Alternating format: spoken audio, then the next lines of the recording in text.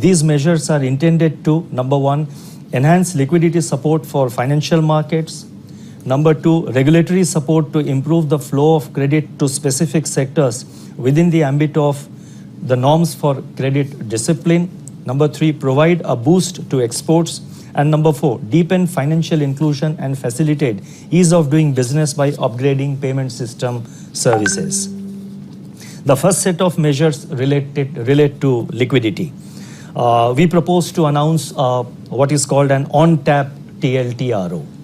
The focus of liquidity measures by the RBI will now include revival of activity in specific sectors that have both backward and forward linkages and multiplier effects on growth. Accordingly, it has been decided to conduct on-tap TLTRO with tenors of up to 3 years for a total amount of about rupees 1 lakh crore. Total amount of rupees 1 lakh crore at a floating rate linked to policy repo rate. The scheme will be available up to 31st March 2021 with flexibility with regard to enhancement of the amount and period after a review of a response to this scheme. Liquidity availed by banks under the scheme has to be deployed in corporate bonds, commercial papers, and non-convertible debentures issued by entities in specific sectors over and above the outstanding level of their investments in such instruments as on September 30, 2020. The liquidity availed under this scheme can also be used to extend bank loans to these sectors. Moreover, banks that have availed of funds earlier under the targeted long-term repo operations, that is TLTRO and TLTRO2, will be given the option of reversing these transactions before maturity. In view of the borrowing requirements of the center and states in the second half of 2021 and the likely pickup in demand for credit as the recovery gathers strength, on-tap TLTROs are intended to enable banks to conduct their operations smoothly and seamlessly without being hindered by liquidity frictions.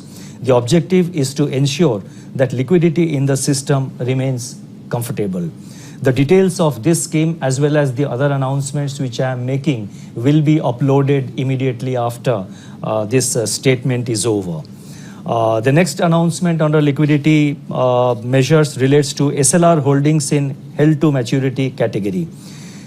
That is HTM category. On September 1st, 2020, the RBI increased the investments permitted to be classified as held to maturity HTM from 19.5% acquired on or after 1st September 2020 up to March 31st, 2021.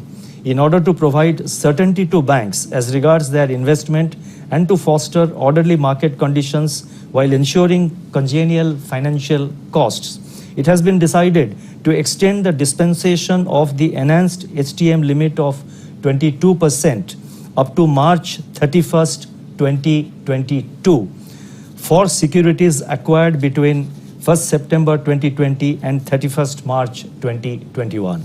It is expected that banks will be able to plan their investments in SLR securities in an optimal manner. The next announcement under liquidity relates to open market operations in state development loans. State development loans in RBI parlance is basically the borrowings done by the security borrowings done by the various states, and RBI conducts them on behalf of the states. In order to impart liquidity to SDLs and thereby facilitate efficient pricing, it has been decided to conduct open market operations in SDLs as a special case during the current financial year. This would improve secondary market activity and rationalize spreads of SDLs over central government securities of comparable maturities. This measure, along with the extension of HTM till March 2022, should ease concerns about illiquidity and absorptive capacity for the total government borrowing in the current year.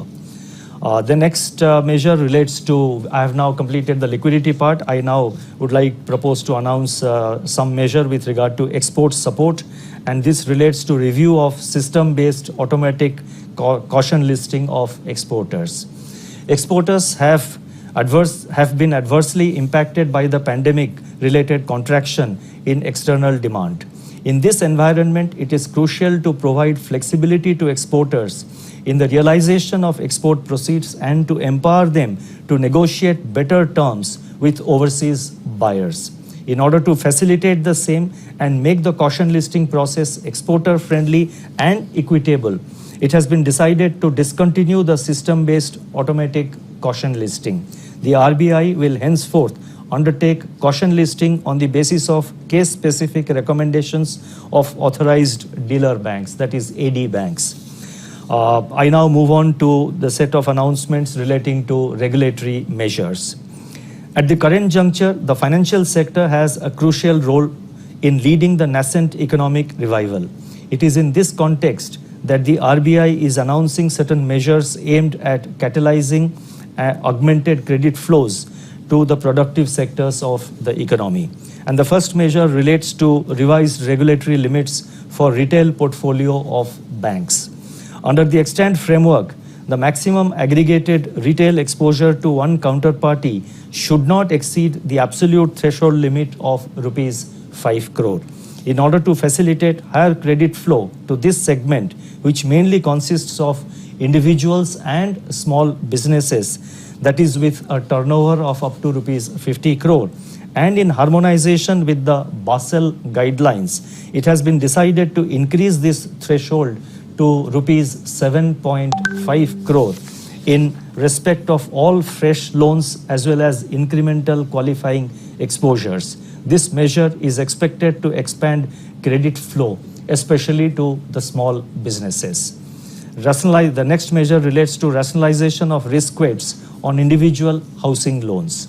Under the extant regulations, differential credit weights, risk weights are applicable to individual housing loans based on the size of the loan as well as the loan to value ratio, that is LTV ratio.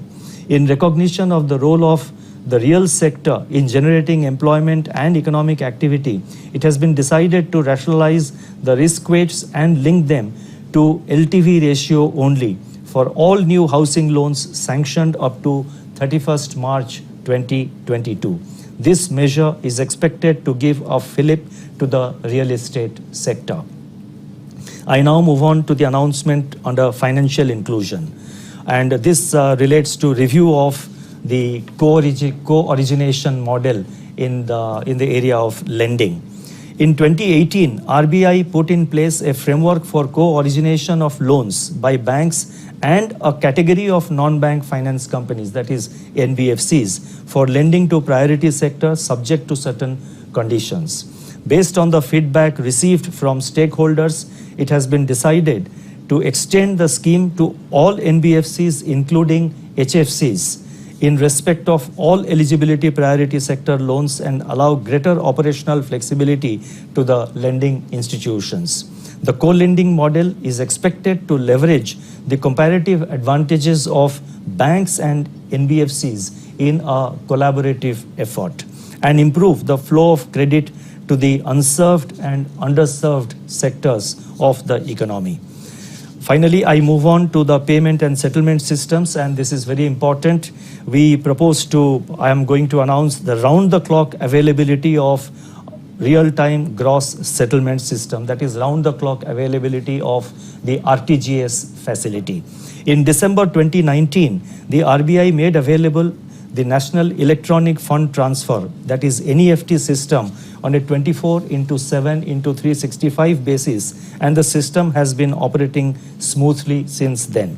In order to facilitate swift and seamless payments in real time for domestic businesses and institutions, it has been decided to make available the RTGS system round the clock on all days from December 2020. India will be among the very few countries globally with 24/7/365 large value real-time payment system. This will facilitate innovations in large value payment ecosystem and promote ease of doing business. There is one more announcement, after which I go to the concluding para, where I have attempted to provide some guidance with regard to the RBI's broad approach going forward. The next announcement relates to perpetual validity for certificate of authorization issued to payment system operators, that is PSOs. Under the Payment and Settlement Systems Act 2007, the RBI currently gives on-tap authorization to payment system operators for limited periods of up to 5 years. In order to obviate licensing and business uncertainty for PSOs, it has been decided to grant authorization for all payment system operators, that is PSOs, new applicants as well as existing PSOs on a perpetual basis subject to certain conditions.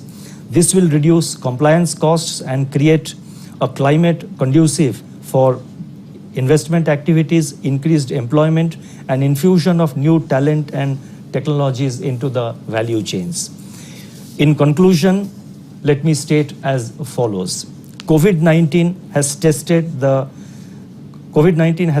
and severely stretched our resources and our endurance. Our travels are not over yet, and a renewed rise of infections remains a serious risk. We have, however, come far on an untraveled road with self-belief and courage of hope. We will reach deep into our fortitude and inner strength to overcome whatever formidable challenges COVID-19 may unleash going forward. If we have the resolve to be steadfast till we emerge victorious, I am confident we will muster the forces needed to subdue the pandemic. In the words of Mahatma Gandhi, and I quote, "If I have the belief that I can do it, I shall surely acquire the capacity to do it," unquote.